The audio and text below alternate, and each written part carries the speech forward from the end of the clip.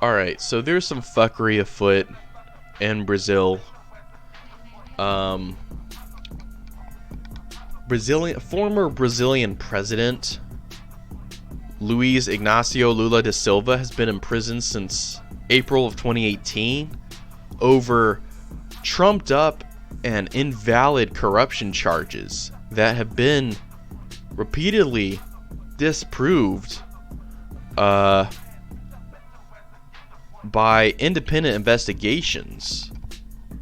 But nevertheless, the right wing and the elite, the bourgeois elite in Brazil, have had a hard-on for Lula da Silva and the Workers' Party, and they have started a series of corrupt investigations called the car wash investigations, which apparently turned up that former President Lula had been using funds to renovate a beachfront apartment. Is it a serious crime? I don't know. Is it more serious than what Bolsonaro's government is up to? Hell no, certainly not. In other leaks by The Intercept on June 21st, then Judge Moro turned a blind eye to the corruption scheme that Flavio Bolsonaro, Jair Bolsonaro's son, kept in his cabinet while he was a lawmaker in Rio de Janeiro. He did not displease his father, who has already given him the post of Minister of Justice in his future government.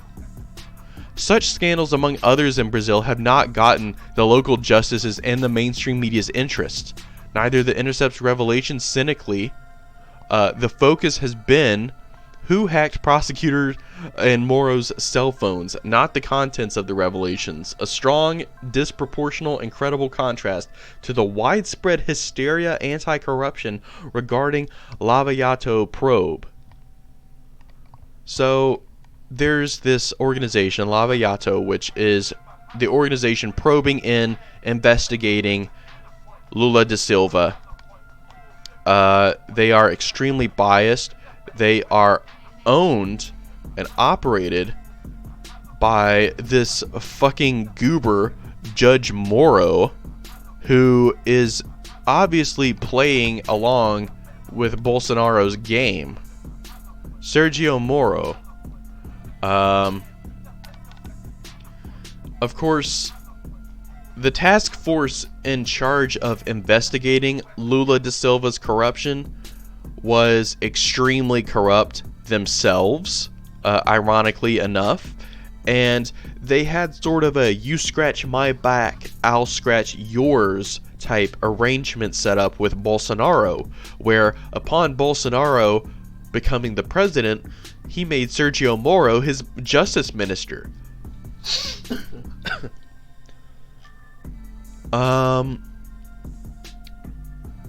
Obviously, all of this is part of a US soft coup. We want Bolsonaro in office.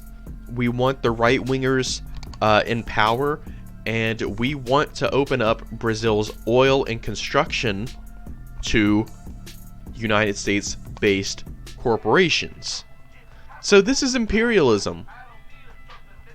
Imperialism by thy name is anti-corruption scandals. Alright, that is what the current paradigm is. All of these people are being kicked to the curb based on these trumped up corruption charges. Meanwhile, the real thugs, the real criminals, the real mobsters are getting into the office. You have fucking Bolsonaro,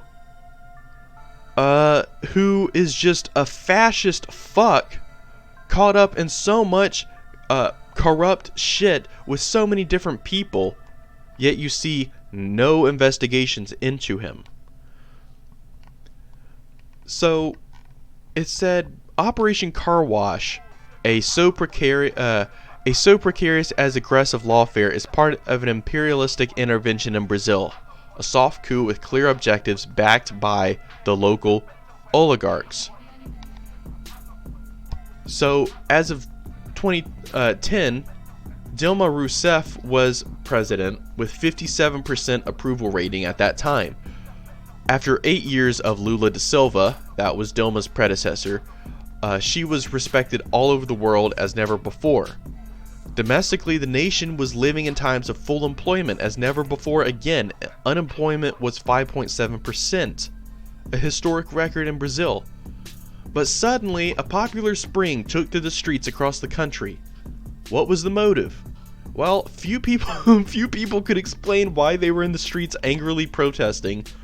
Against everything that's there, was the most common answer to the journalist. In many cases, after thinking some seconds to speak something, people were confused. They were like, I don't know why I'm really here. I don't know. Fucking idiots. 3 weeks after the beginning of the protest, deeply fueled by the mainstream media and incited also by Facebook's Mark Zuckerberg. Thank you, Mark Zuckerberg, for fucking up another part of the world. You're such a piece of shit parasite, Mark Zuckerberg. Seriously, what do you fucking do? What do you do besides spy on everybody, advocate for soft coups in Brazil, and then just suck up air and take up oxygen in space? Fucking waste of human skin, Mark Zuckerberg. Go fuck yourself, you bougie bastard. President Dilma, then President Dilma, fell 30% approval rating. Unexplainable. Nothing had changed in the country, so to justify such a free falling from overnight, the local mainstream media and the New York Times incited more protest, praising the sacred people, whose causes the same elites par excellence had barely or even never advocated before, and then demonized President Dilma with much hate. So, this is following a pattern all over the world, being victims of a U.S. color revolution. Idealized by the American Gene Sharp, attention strategy took place in the South American country through attacks of public places by policemen to justify more repression by the state. This video published by Telesaur is just one example among many others regarding a tension strategy in Brazil at the time.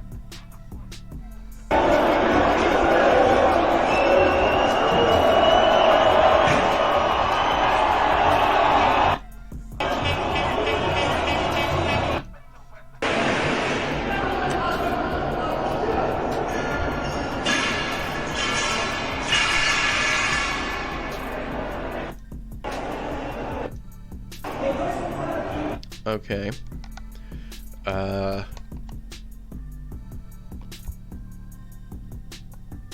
Part of the Brazilian alternative media shyly and just for some time denounced that a color revolution was happening. It was unpopular reporting a fact like that at the time. And many others in the media did not understand what was suddenly going on in the country. The massive protest took everybody by surprise. Sociologists could not explain that phenomenon.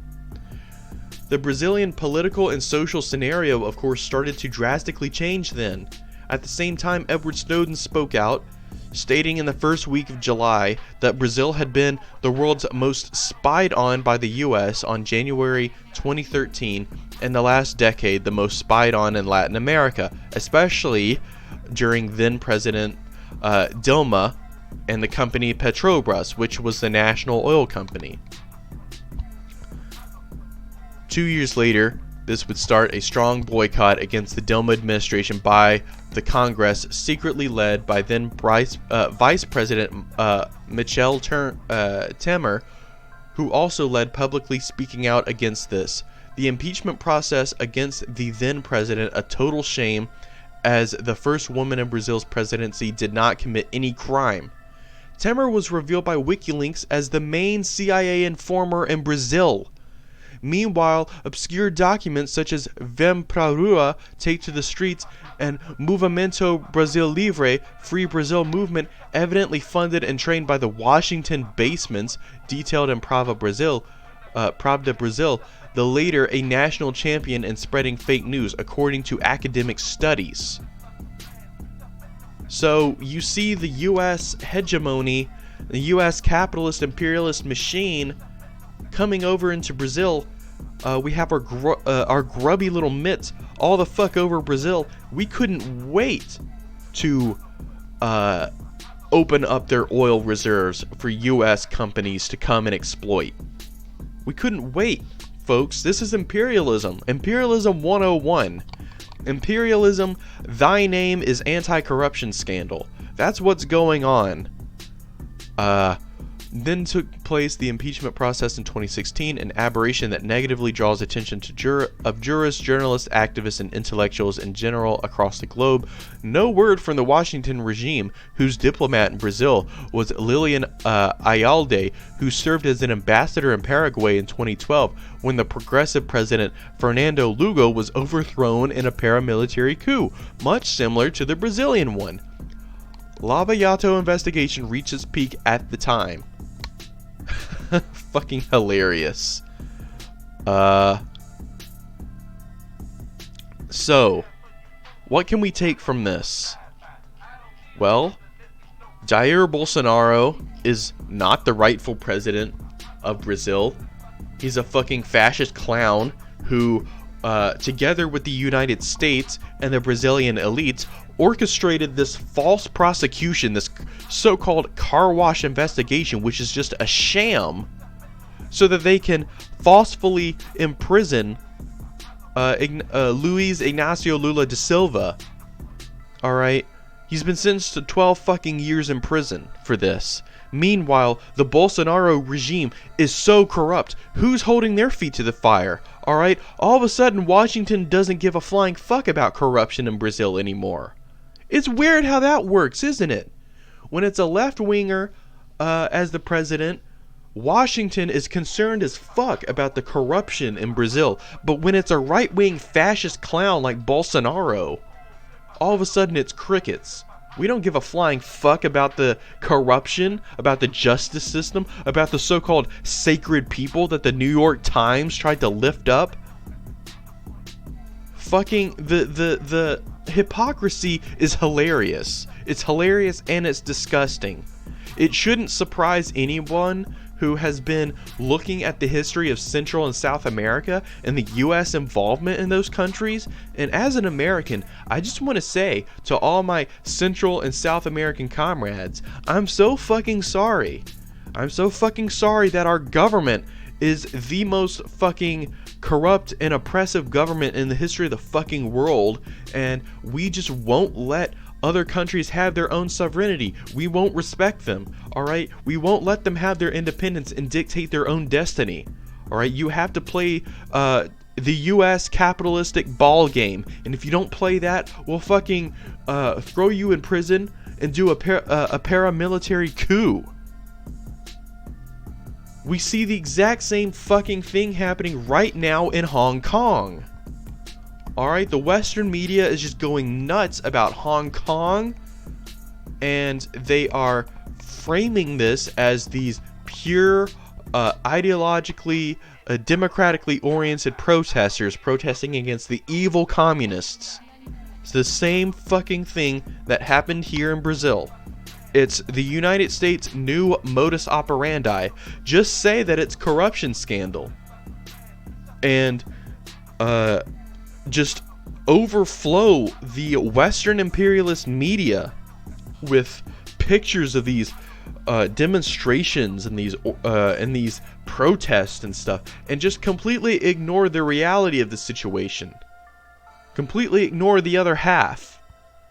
This is the United States. This is Washington's latest little scheme. Alright? And am I saying that the Chinese government is innocent? No. But that's a different video for a different day. Hong Kong.